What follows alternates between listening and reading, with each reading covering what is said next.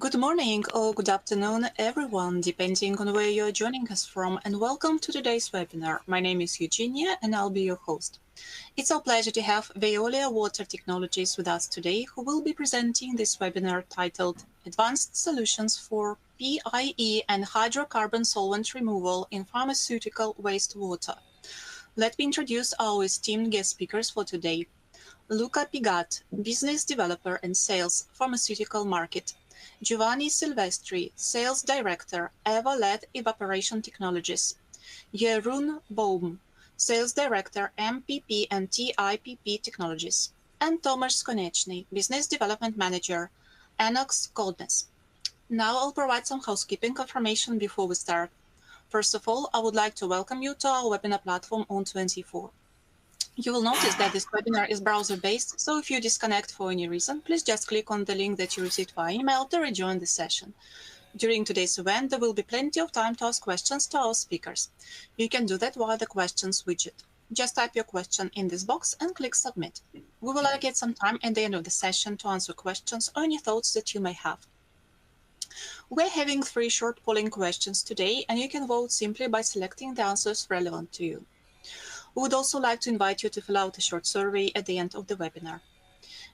If you require any assistance, please use the Help widget. You can move, resize, and maximize any of the windows in front of you to get a better view of the slides. Lastly, this webinar is being recorded, and the recording will be available on our platform 24 hours after the event. But now, please allow me to welcome Luca Pigat. Over to you. Thank you, Eugenia, and welcome to everybody to this new Veolia Water Technologies live webinar. It is dedicated to pharmaceutical industries about treatment of industrial wastewater. Well, we open with an introduction about Veolia Water Technologies organization to let you know about our team in your country, wherever you are.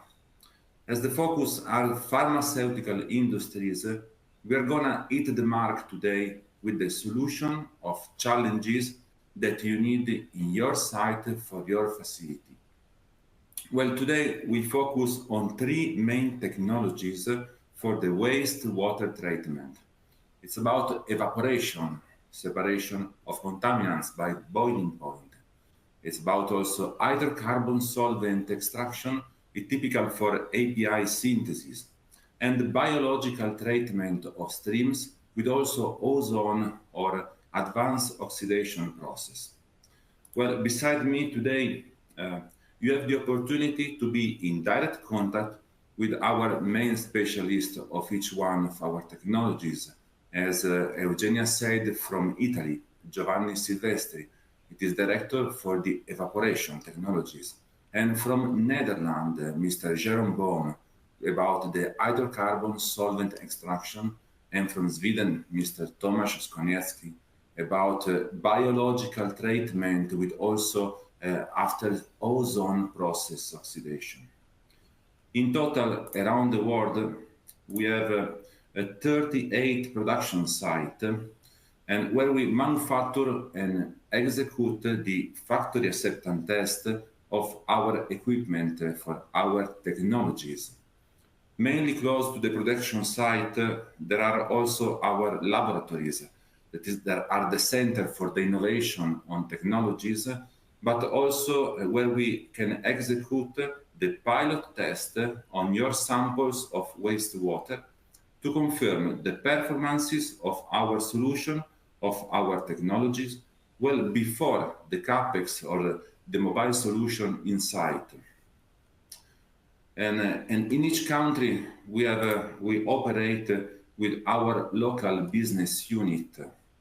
It's dedicated to local service and maintenance, to our team of proposal for project development and integration and engineering, and also our team for the chemical solution. In total, with this capillary organization anywhere, to support you and be your partner in the ecological transformation, we can achieve our result that you can read in this table. We are talking about technologies, but the main focus is the ecological transformation.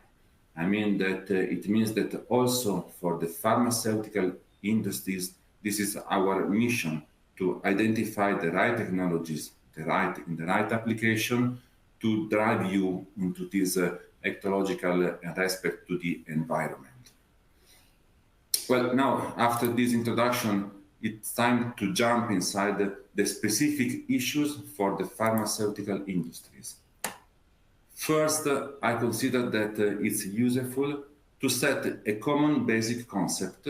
Seems very easy, but the source of contamination in the wastewater from pharmaceutical industries comes from the element of the medicine production that are API and excipient, but also from the solvent that comes from the production process. So we have two sides, two aspects in the manufacturing of pharmaceuticals.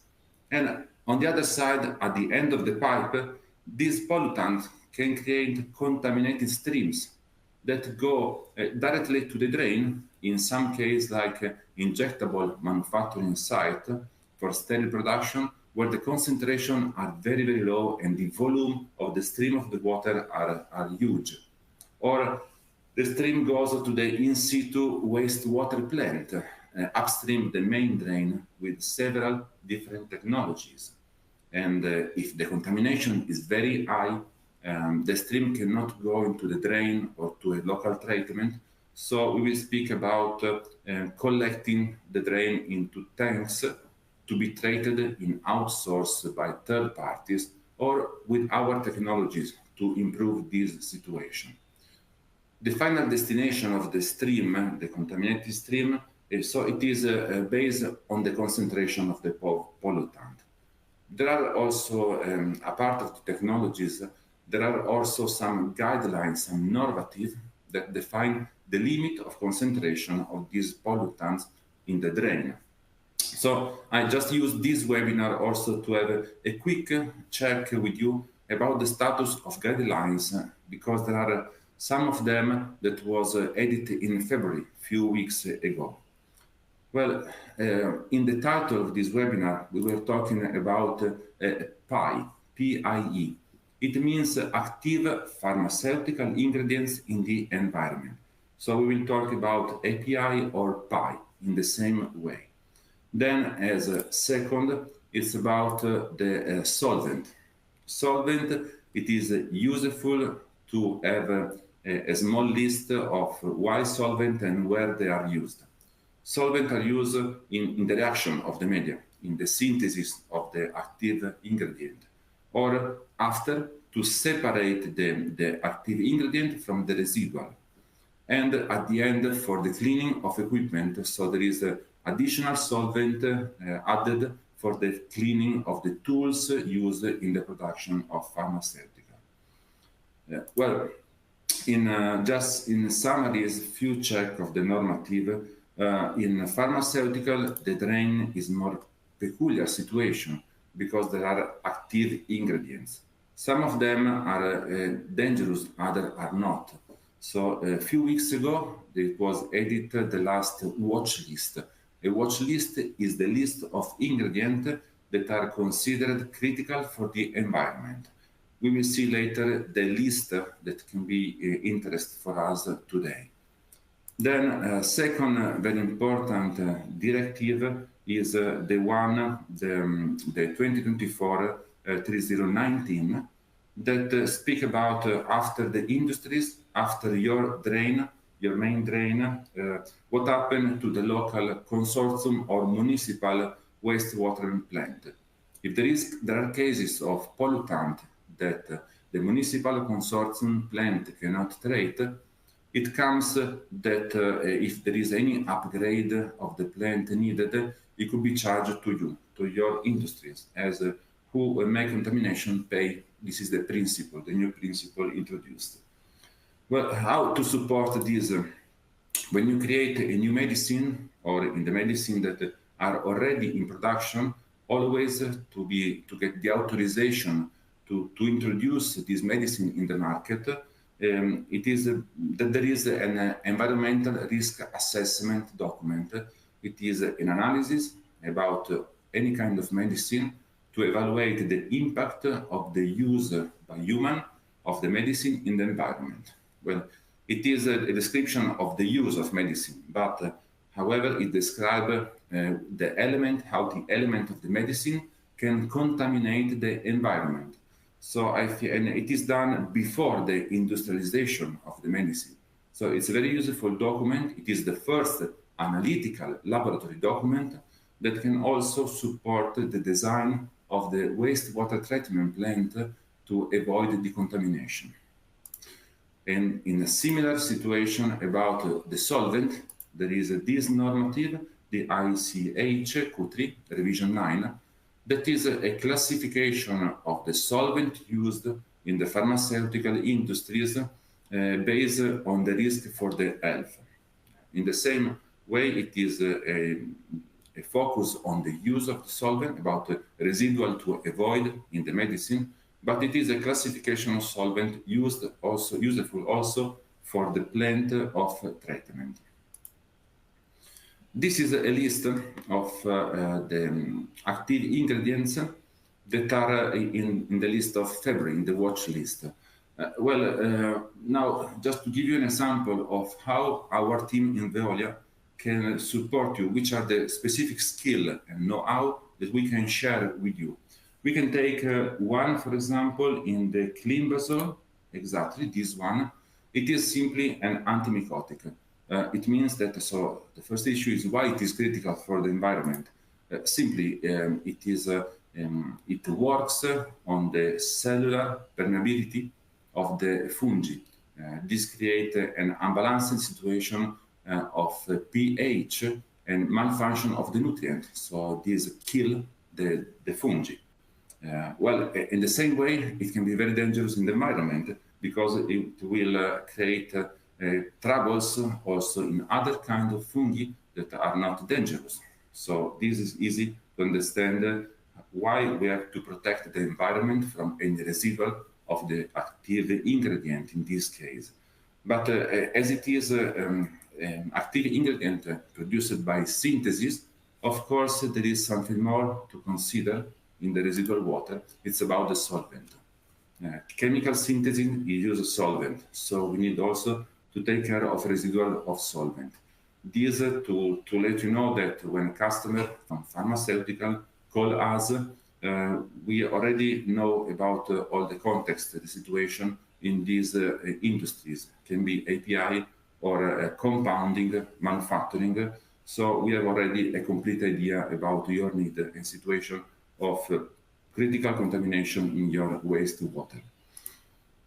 Well, in the same point of view, in the same skills, if we take another extended part of the list of the watch list in active principle, we can see immediately, we know which are the main solution of technologies for the treatment. It's fipronil, it's almost easy. There will be a separation by a filtration by reverse osmosis of the stream. So we will work in the concentrate, an example with ozone treatment oxidation.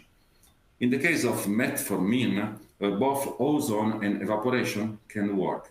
But we know that ozone will be the wrong solution because, yes, it can treat metformin, but this will create pollution that is more dangerous than the original one. So in this case, evaporation will be the right one. Something similar about clindamycin. Clindamycin can be treated with biological treatment. But as we know, the MBBR technologies will have better performances on the treatment of clindamycin. Another case is for ofloxacin, can be treated by physical chemical or by evaporation. With physical chemical, there will be a reduction only for 25% of concentration, while evaporation will be quite total removal of the active ingredient. One point in common to all the active ingredient in this watch list is that all of them have an high boiling point, so can be treated with evaporation directly to all of them. This allows to reduce the volume that is concentrated by contamination up to also 4 or 5%, less than 10% for sure. The treatment, we'll say later with Giovanni, that is based on the volume per day, about tons per day that must be treated. So this is the main parameter of evaluation in feasibility of evaporation treatment.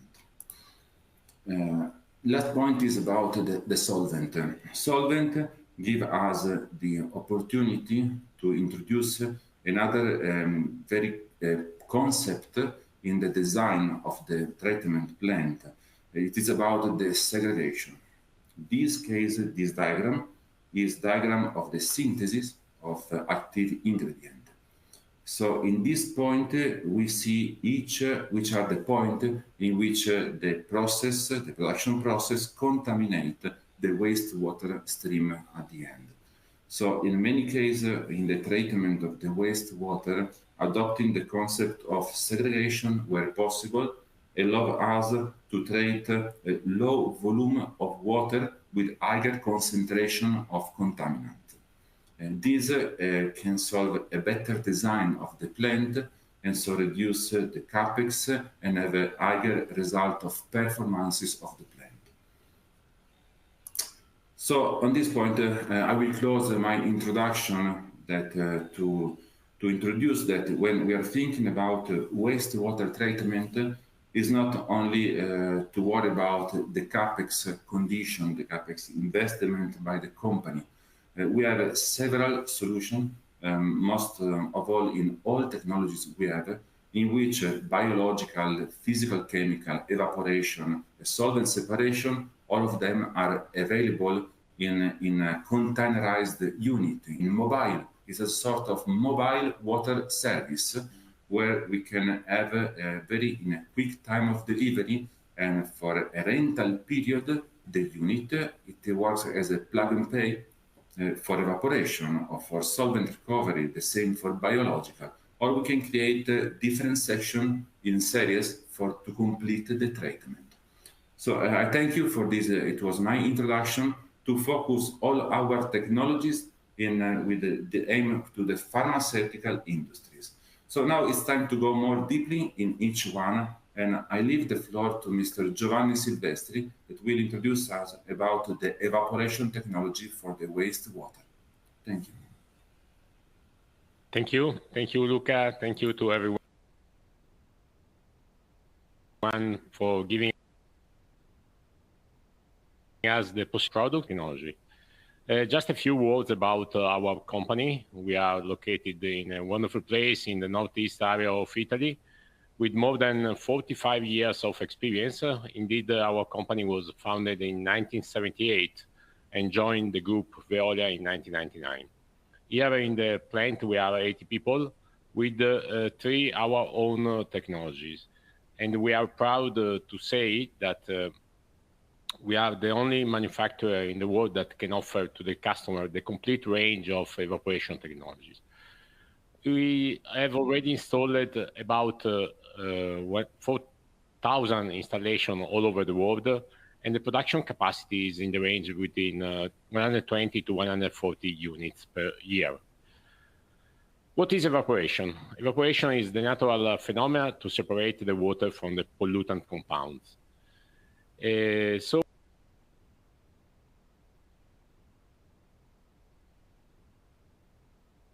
we work under vacuum condition. This is an important point to a unit, and we can save also the water.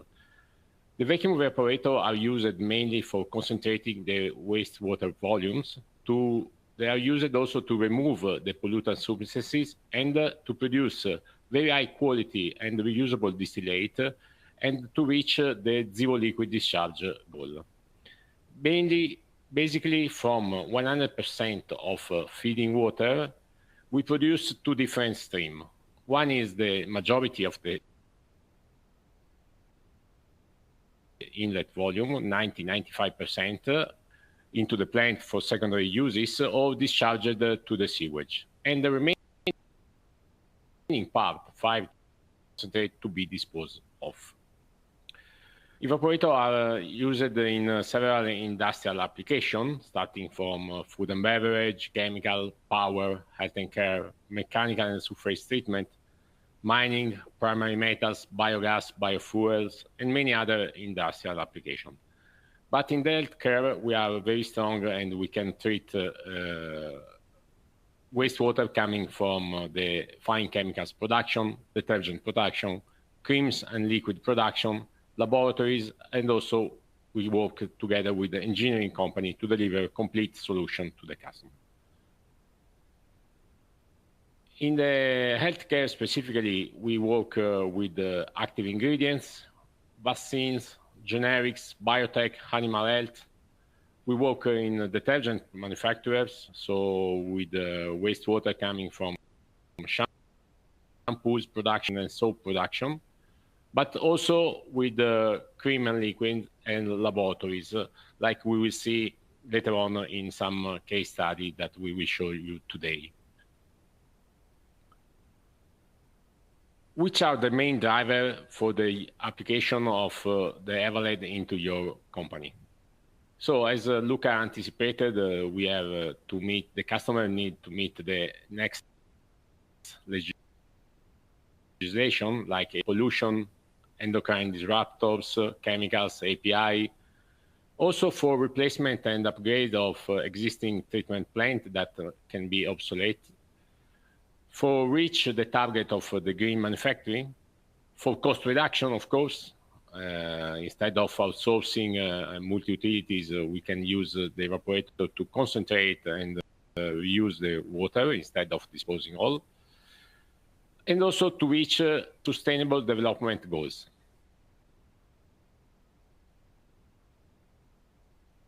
The expectation for the customer are the assurance of the supply, so the availability of equipment and the process security. Project and risk management, compliance with the relevant water and wastewater standard, to have an accurate and efficient after-sales service, and competitive pricing innovation.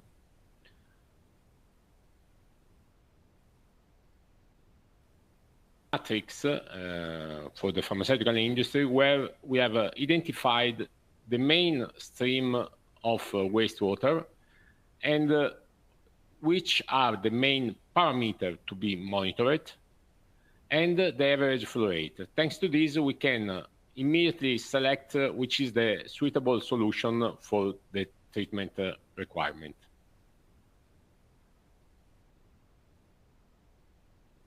Some, as we say, the references all over the world, starting from Israel for reactor and tanks washing waters, the Netherlands, Germany, Italy, Spain, China, Switzerland, Denmark, all over the world, as we say.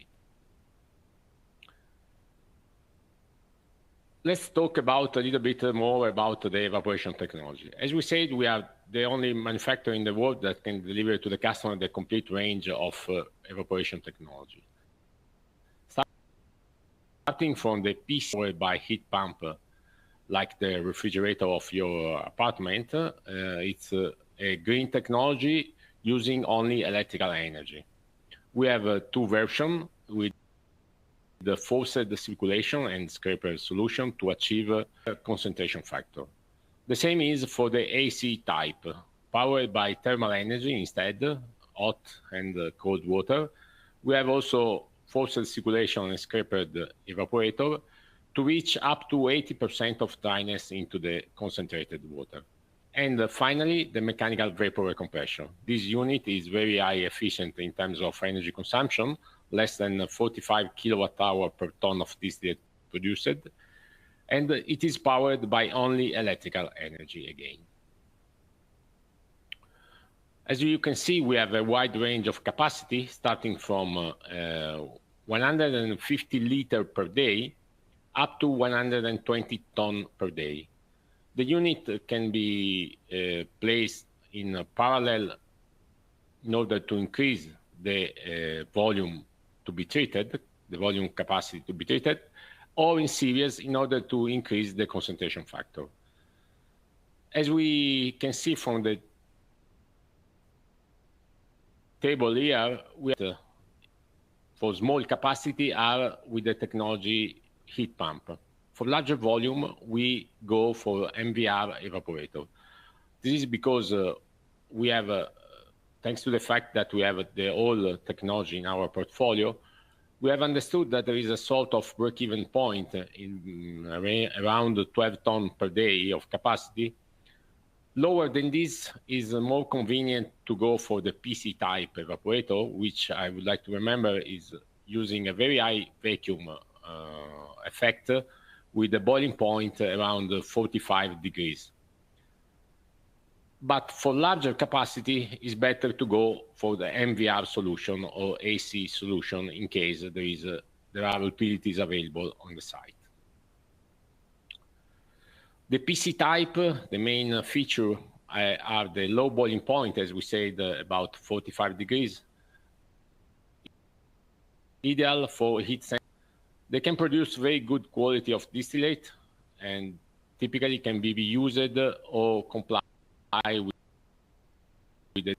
Due to the fact that they work under vacuum condition with low energy consumption and low temperature, they are really low failing, subjected to low falling and scaling, long life with low maintenance. As we said before, we have two different families of heat exchanger, the forced circulation evaporator with a turbine shell heat exchanger, or the scraped surface with a heating jacket heat exchanger. Hot and cold water, very good solution when you have free for very high concentration level, disposal and cost reduction. We have a unit available in single or multiple effect according to the size of the unit, and they can work in continuous or in batch mode for very high concentration. MVR evaporator, typically used for large volume to be treated with a very low specific energy consumption, about 45 kilowatt-hour per ton of distillate produced. Very high efficient with very low operational cost. So before moving to the next slide about the case study, I would like to make you a question. So why does the Everlight evaporators have a low energy consumption? A, they work under vacuum condition. B, it works at high pressure. C, it is powered by hot and cold water. Just a few seconds, and then I move on.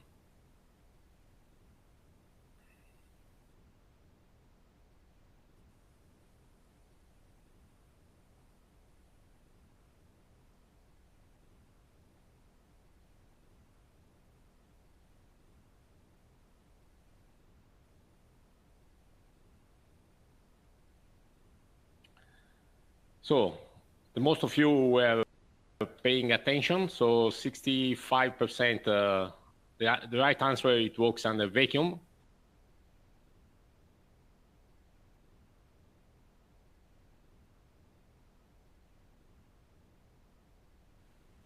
Let's move to the case study.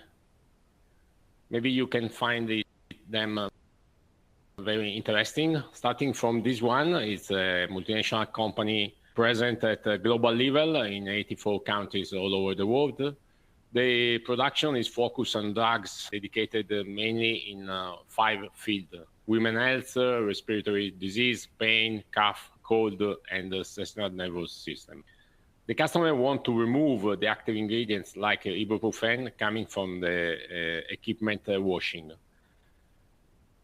So they decided to go for our evaporator, MBR evaporator, with starting inlet 8.5 ton per day of capacity.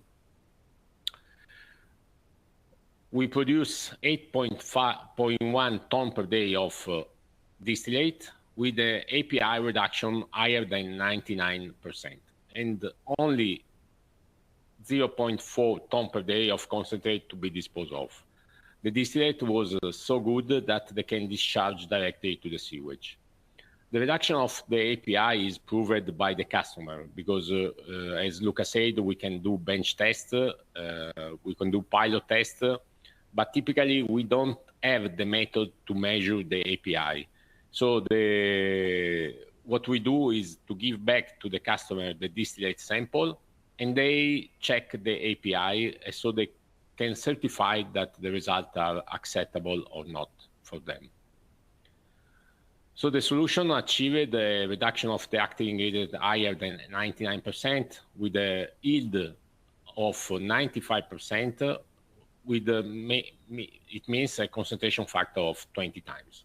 So a very fast return on the investment from the customer. Another case is in the Netherlands for animal health product. The client built a new plant in the Netherlands, and they want to comply with the discharging limitation given by the local normatives. So they were searching for an effective solution for the treatment of large quantities of polluted wastewater containing API that cannot be discharged to the sewage. So the wastewater was about 80 tons per day, but as a standard application for the pharmaceutical industry, the customer want to have a certain redundancy. So they decided to go for 3 units of our RVF 40. 40 means that they can treat 40 tons per day of capacity. So 1 unit was in backup. From about 80 tons per day of feeding water, they can produce 72 tons per day of distillate, and they can be discharged to the sewage. Again, also in this case, the wastewater contained a considerable concentration of API, but the distillate quality, a very low quantity of API, lower than the limit to discharge. And only 10% was to be disposed of. So finally, the solution achieved a very high disposal cost reduction, compliance with the internal environmental standard, and the compliance with the discharging limits for the API. Water separation separated more than 90% with a concentration factor 10 times. Together with the machine, we provide also an automatic chemical washing system to clean the machine without the manual support of the operator.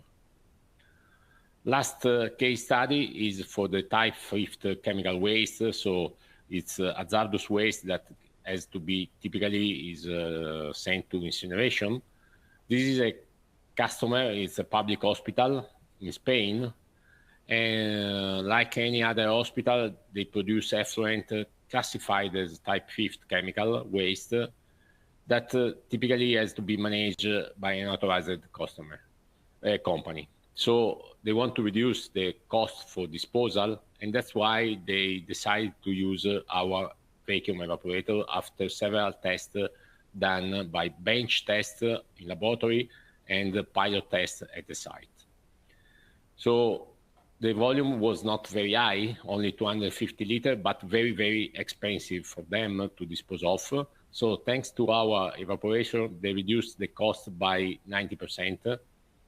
We provide to the customer a special solution, all-in-pack service, all-inclusive modality that it's basically a renting model where the Veolia delivery business unit take all the risk in the capex and also the cost for maintenance and operation of the unit. So the final solution achieve a reduction of the type 5 chemical waste, reduction of the disposal cost, reduction of the environmental impact, with a waste reduction about 80%, and the distillate can be reused back into the process. So thanks again. Later on, we will find some time for the question and answer. I leave the floor to Jerome. Thank you, Giovanni. Yes, I would like to present today to you the technology around macroporous polymer extraction or sorption.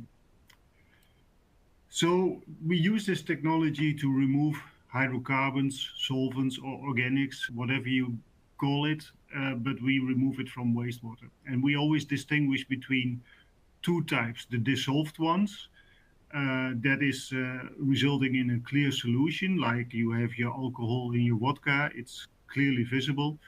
And we have dispersed hydrocarbons, which means that the hydrocarbons are present as small droplets. But today we focus mostly on the removal of the dissolved type of organics using MPPE or MPPS. So a bit of background on the technology. MPPE is basically a liquid-liquid extraction, but what we did, we have immobilized the extraction liquid into porous polymer particles. And here you see on this picture the structure of those porous materials, and you can see there are a lot of pores present. And if you have this media in your hand, you will have approximately 70 volume% of extraction liquid. If you bring this in contact with water containing non-polar hydrocarbons, then basically the hydrocarbons move from the water phase into the extraction liquid. And they do it according to a fixed ratio called the partition coefficient. Unfortunately, polar components like IPA, alcohols, ketone, etc., they will not be extracted, but for that we have developed the sorption media. I will address that a bit later. So how does the technology work? It's very simple. We put the media inside a column between two screens, so it's a packed bed, and we feed water from in an upflow direction through the column, and treated water is coming out without any hydrocarbons left over. Of course, this cannot happen forever, so at some point we need to regenerate the columns, and we do that by buying low pressure steam, so approximately 112 degrees centigrade. We push it in a downflow direction to a condenser, and there the steam, together with the recovered hydrocarbons, is condensed, and in the separator it will form a layer of concentrated hydrocarbons and some water, which is recycled into the feed water. So if you look at the technology as a black box, then basically you can see we have feed water coming in, treated water coming out, a bit of low pressure steam coming in to regenerate, and the pure hydrocarbons coming out, which either can be potentially reused or can be discharged. For this separator, it's important to understand how it works. Here you see a glass version of the separator of one of our demonstration units, and you can clearly see the layer of hydrocarbons on top of it, and the water which is coming from the steam from the regeneration that will be recycled to the feed. Due to the limited solubility of these non-polar hydrocarbons we remove by extraction, we form this layer of organics in this separator. Now, how about MPPS? Like I said, polar components like alcohols and also ketones, ethers, they will not be removed by extraction, but for that we have a sorption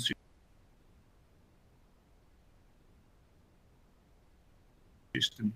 And basically we operate this sorption media in a similar way. Alcohols are typically very good soluble or sometimes completely miscible with water.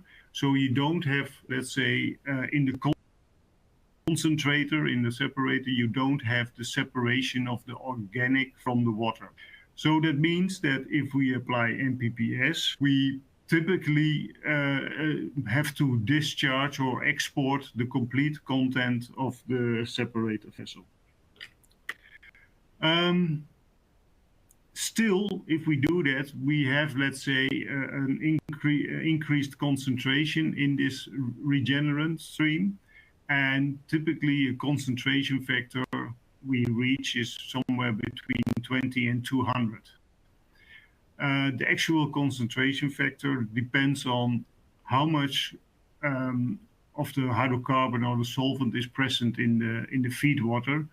And typically you can say the higher the concentration in the feed water, the lower the concentration factor is. Typically, our technology works best at low concentrations. That means less than 2 weight% of solvent inside the wastewater.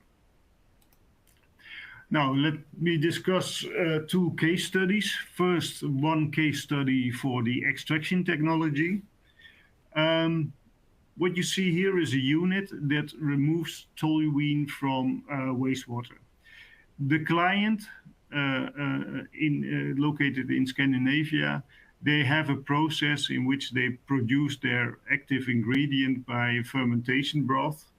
And this fermentation broth is then extracted using toluene, whereby the active product, is going from the water phase into the toluene phase. But this results in wastewater containing a significant amount of toluene, let's say 1,000 ppm. Because the wastewater is treated downstream of our unit by nanofiltration, which cannot really tolerate any toluene, we have to remove the toluene down from 1,000 ppm to 1 ppm. So that means 99.9% removal. We tested this in our lab, and we came up with a solution, and it works actually quite well. We designed the unit for 4 cubic meters per hour. That was the future estimated capacity for this waste stream. And we are recovering the toluene as a highly concentrated liquid. Basically, the water content in the recovered toluene is less than 1%. In this particular case, the client wanted to have the unit standing next to the tank farm, so we built a containerized unit. And this reference indicates that the extraction technology we apply is extremely efficient in removing non-polar components. A second case study that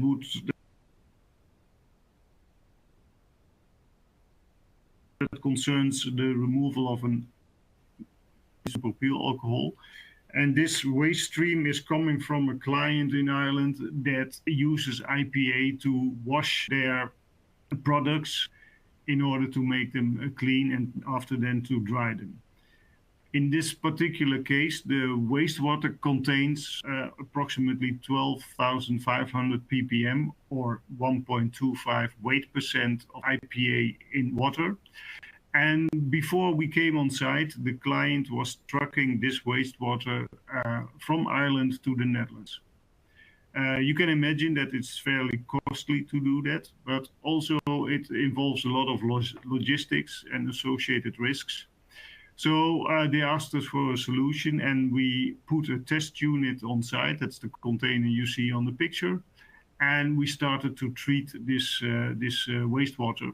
And we are ppl to reduce the IPA, the isopropyl alcohol content from the water, from 12,500 down to 20 ppm. So that's also a huge reduction, and it's sufficient to discharge the water to surface water.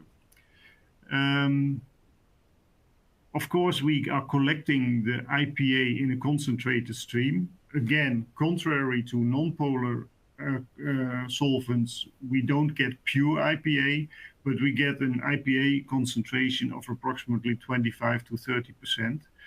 And that means a concentration factor of more than 20. That means that the number of trucks leaving the site is reduced by a factor of 20. And that is a huge saving and a huge improvement of HSE and logistics. We have the containerized unit on site since November and in 2023. And next November, we will replace it by a permanent unit during a hot swap. Now, just to check whether you have been paying attention, I would like to ask you a question. So, MPPE, MPPS, what can it be used for? Is it for any type of wastewater? Is it to remove water from solvents? Is it to remove polar and non-polar solvents from diluted wastewater streams? Or is it for treating concentrated wastewater streams? I'll give you some time to provide an answer for this.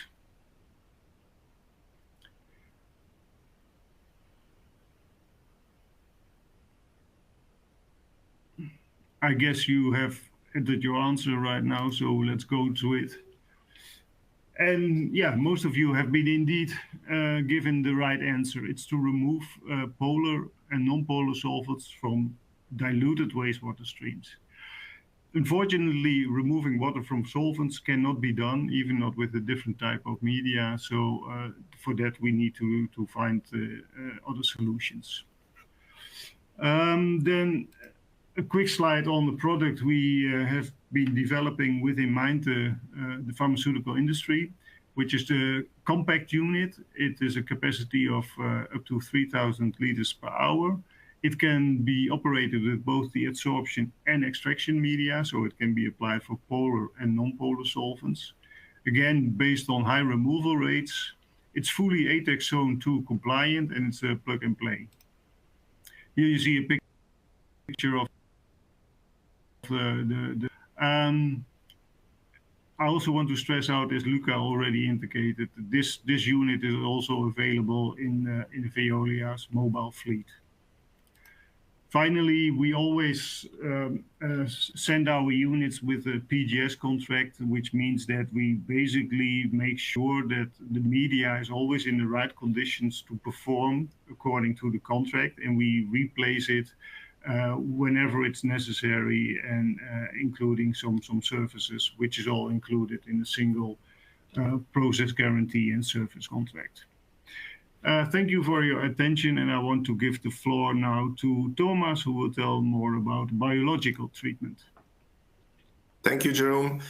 So now we're gonna jump into biological treatment. We had some physicochemical technologies before. So here we can first I will tell you that this technology is based on MBBR. It's used for biological removal of drugs and other complex compounds that are difficult to degrade in wastewater. Yes, so we kind of use it for industrial applications with high concentrations, and also for municipal wastewater with lower concentrations. We believe that this is a greener micropollutant removal or API removal option for treatment of micropollutants, instead of transforming them, capturing them, transporting them to some other places. Also, this technology is characterized with reduced OPEX. There is a general perception that when we use biological processes, there are in general less process. Of course, if we can use biology to treat those contaminants. So we with Anos Kalnes, we have extensive expertise in those compounds in treatment of micropollutant and pharmaceutical waste, and we can cover entire project life cycle from conception to execution. We focus our activities, mainly it's pharmaceutical, industry, and municipal.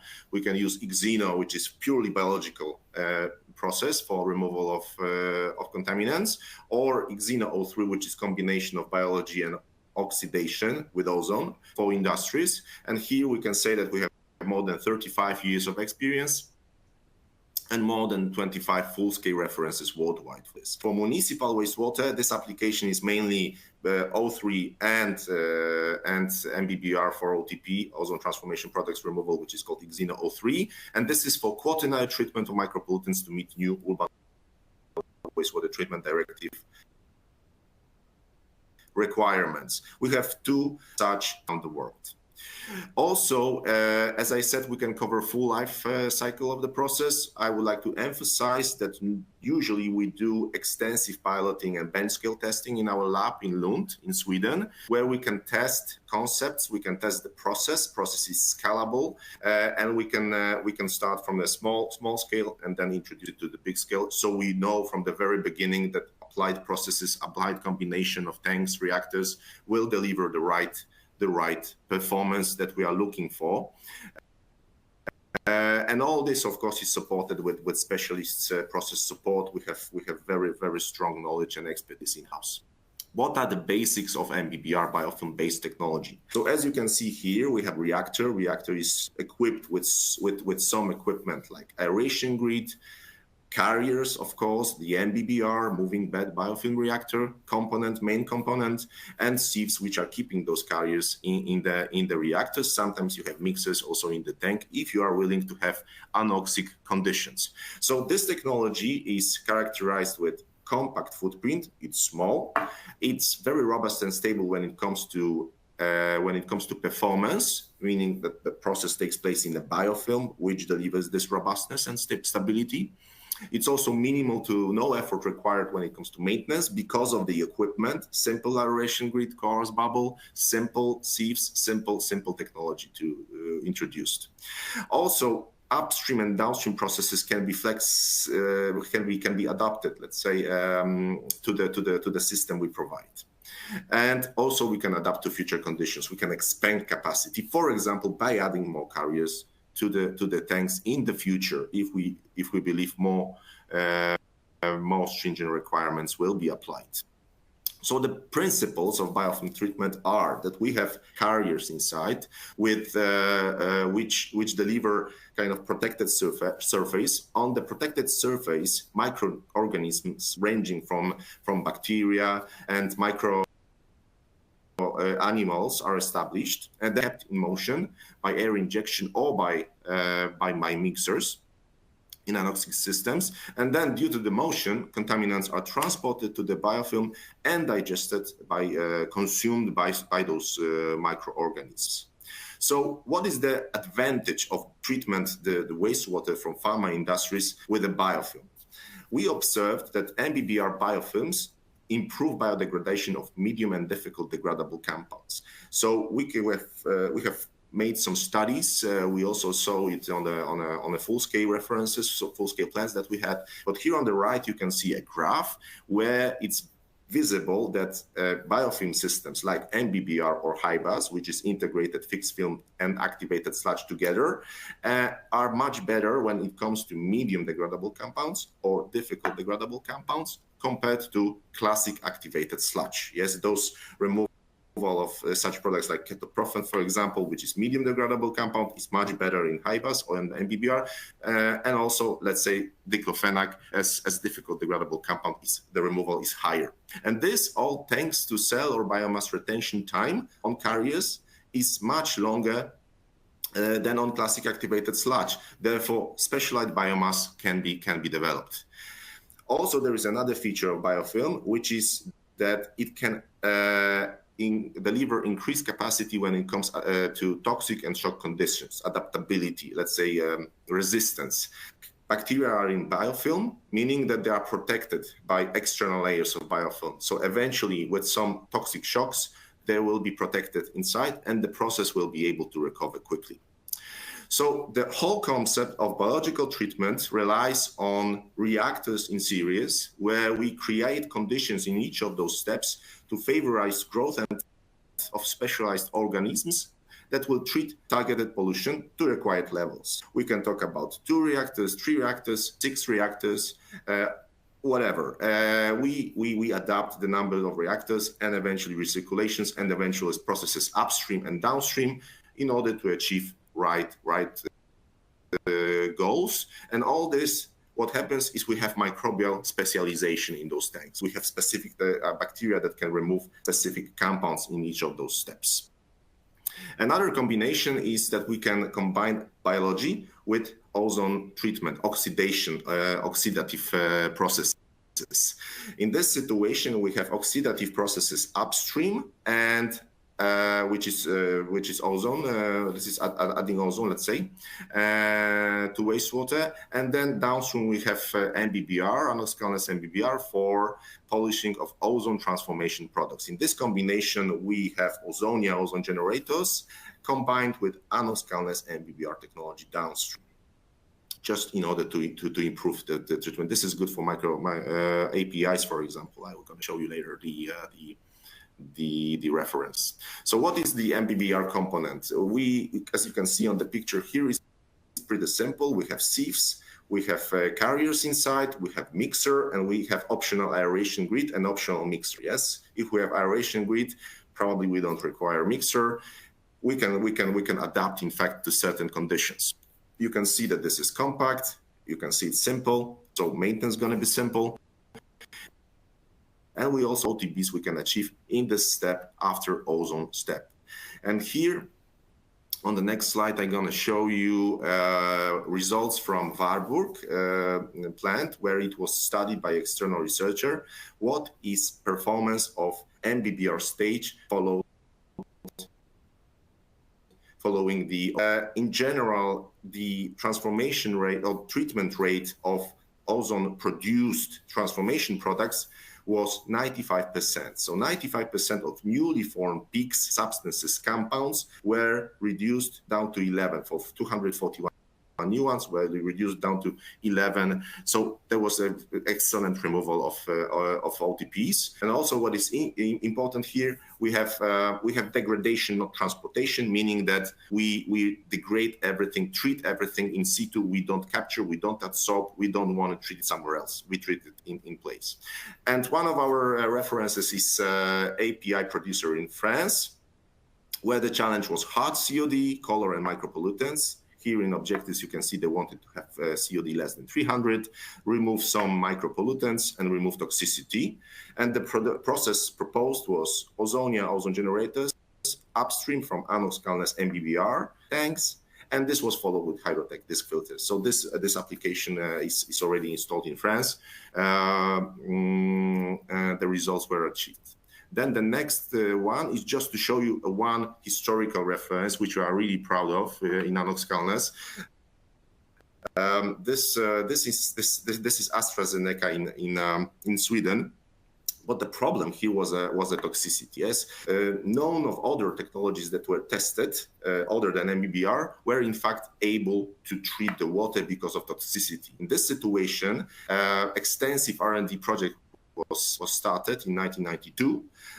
The plant was built in 1997, and the process was found to first treat water with microfungi. Yes, first 3 tanks were with microfungi at low pH to remove toxicity. Then it was followed with another 3 tanks to remove TOC, organic compounds. So just to show you that this is also possible, and also this is also kind of a proof that we can do those extensive research, bench scale tests upstream, let's say, before we deliver the installation to target specific needs of the clients. So here to summarize, in general, it's what we see with eXeno technology, it's the power of knowledge. Knowledge of more than 35 years of experience in pharma industry. We have trust and reliability. So among 25 references, we have such clients as AstraZeneca, Merck, Pfizer, Reckitt. We can deliver piloting and bench scale testing possible to prove performance before delivery of the installation. So this is this concept of PNP, proof not promise. And all this is, of course, based around MBBR biofilm technology. So we are delivering tailor-made solution. There is no single solution that will fill all the cases. It's a little bit custom. It's a little bit tailored. So here I have a short poll for you. And I'm interested to know what is more important, in your opinion, in pharmaceutical industry water cycle: treatment of water to achieve highest standards for production of pharmaceuticals, or treatment wastewater coming from pharma facilities industry, or both equally? So if you could vote, I will give you a couple of seconds. We are running out of time, and then let's see what the results are. Okay.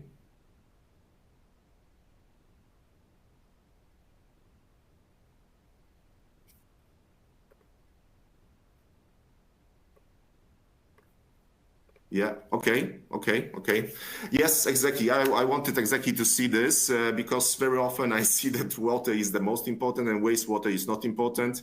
But I think that both equally are important. Exactly. Thank you for this. And I'm giving voice to Luca.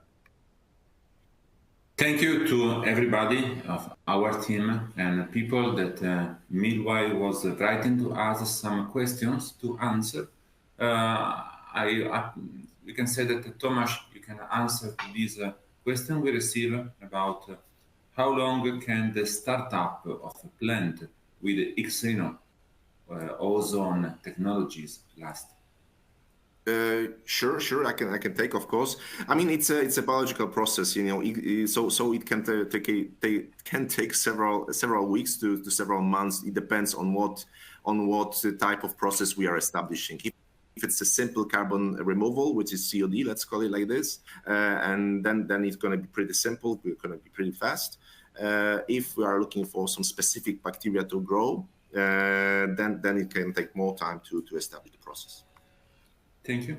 So next is more about evaporation, and they ask what solution have been adopted to deal with chloride level in discharges from water treatment unit that are outside the normative range.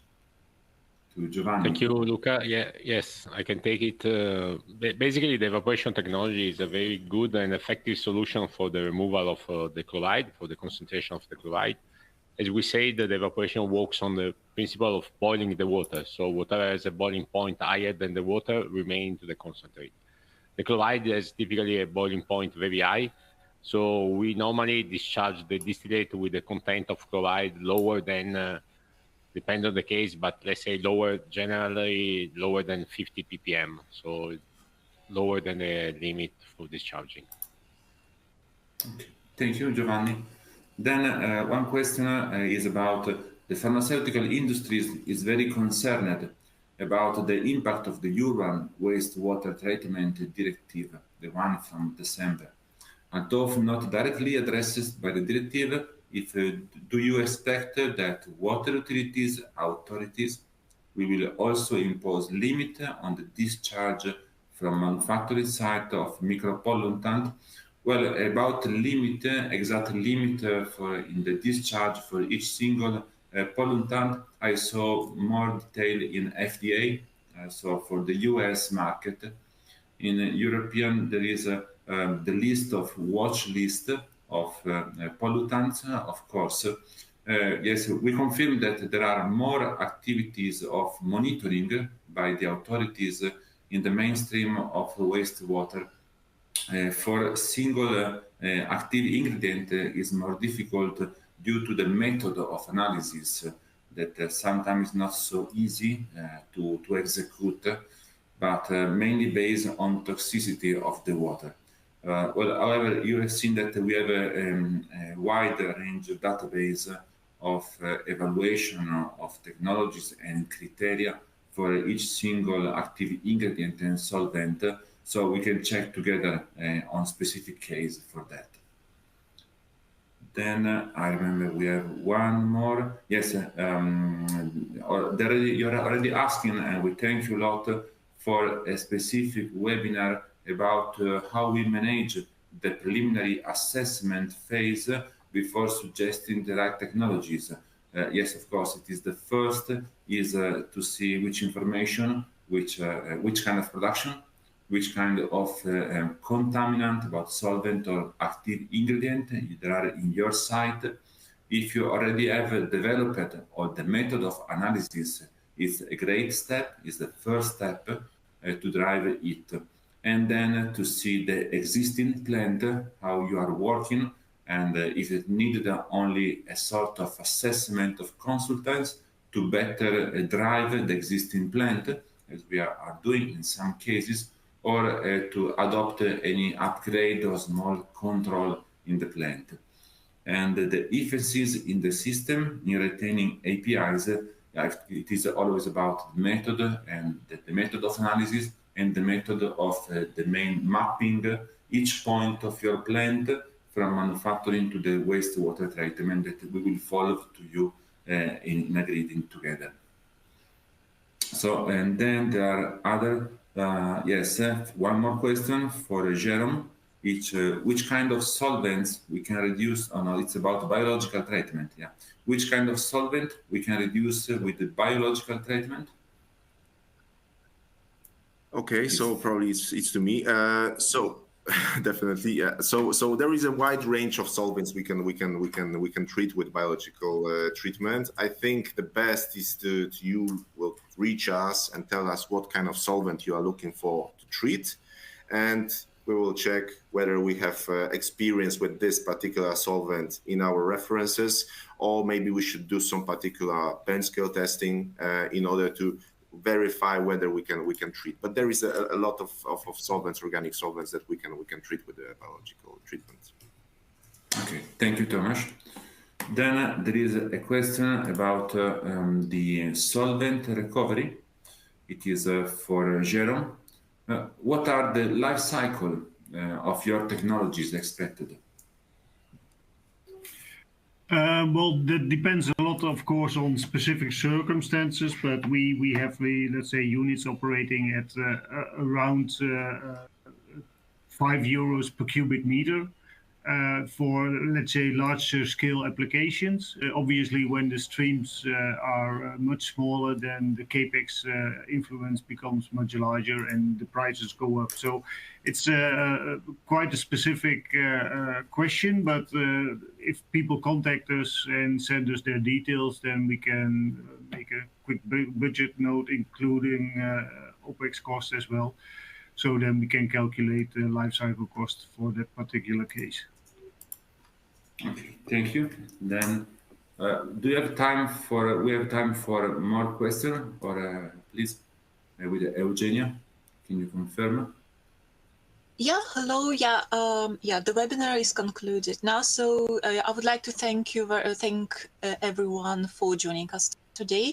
Just a reminder that you can still send any questions while watching on demand. All questions will be answered at a later date. I would like to thank the presenters for what was a great presentation and Veolia Water Technologies for sponsoring this session. To the attendees, you'll receive an email telling you how you can access the on-demand version of this webinar. You can also access this through our website, which is pmi-live.com. We look forward to sharing further webinars with you, so please do keep an eye on the website just mentioned. Thank you once again, and I hope you all have a nice day.